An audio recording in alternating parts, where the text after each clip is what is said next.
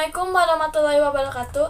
Halo semua, perkenalkan nama saya Cindy Dwi Utami dengan nomor NPM 101212114 dari kelas C6 Manajemen. Video ini dibuat untuk memenuhi tugas komunikasi bisnis. Adapun materi yang akan saya sampaikan dalam video ini mengenai komunikasi bisnis. Mari kita simak pemaparan materi yang akan saya sampaikan berikut ini.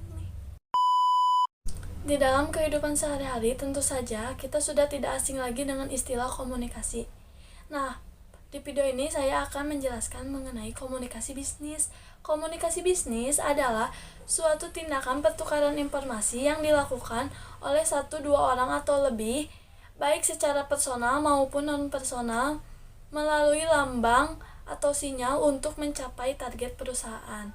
Tujuan komunikasi bisnis yaitu menciptakan interaksi ataupun hubungan dalam perusahaan, baik hubungan perusahaan dengan karyawan, hubungan perusahaan dengan konsumen, hubungan perusahaan dengan pemerintah, ataupun dengan pihak eksternal lainnya.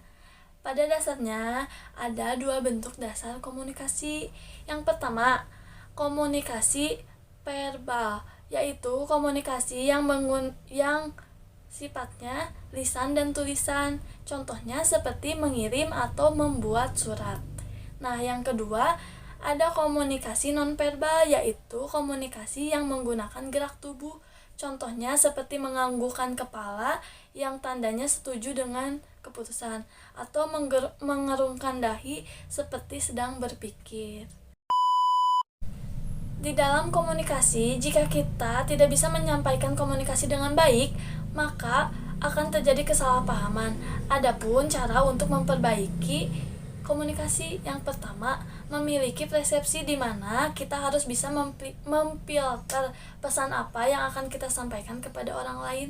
Yang kedua, ketepatan, yaitu kita harus bisa memperjelas pesan yang akan kita sampaikan. Yang ketiga, kredibilitas. Yang keempat, pengendalian, yaitu kita harus bisa mengendalikan diri kita jika ada audiens yang memberikan reaksi atau tanggapan yang kurang enak.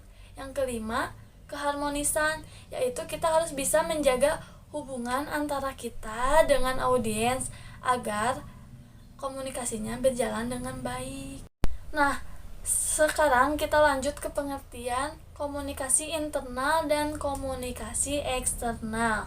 Komunikasi internal yaitu komunikasi yang dilakukan oleh para pihak internal ataupun para anggota organisasi yang dilakukan secara formal maupun non-formal. Contohnya seperti meeting atau briefing. Tujuan komunikasi internal yang pertama, sebagai alat dan sarana komunikasi dalam menyampaikan informasi di dalam organisasi. Yang kedua, sebagai sarana untuk menghindari kesalahpahaman di dalam organisasi. Yang ketiga, sebagai sarana dan media dalam menyampaikan aspirasi pihak internal terhadap keseluruhan. Sedangkan komunikasi eksternal adalah komunikasi yang dilakukan oleh organisasi dalam dengan pihak organisasi luar seperti konsumen, masyarakat, pemerintah, dan juga media.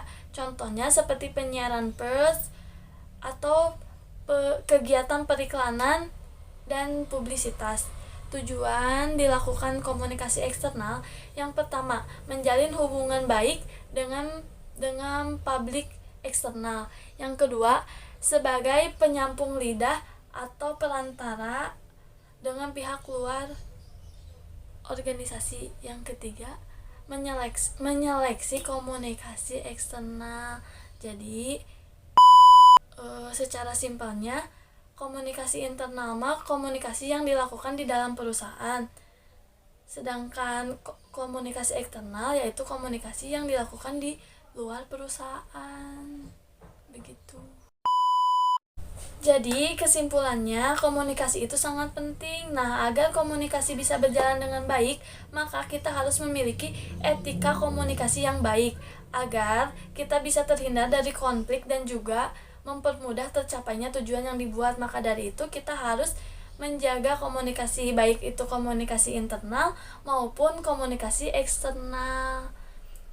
Jadi Itu saja yang bisa saya sampaikan. Mohon maaf bila ada kata-kata yang kurang ataupun kesalahan dalam penyampaian. Wabillahi taufiq wal hidayah. Wassalamualaikum warahmatullahi wabarakatuh. Bye bye. Terima kasih.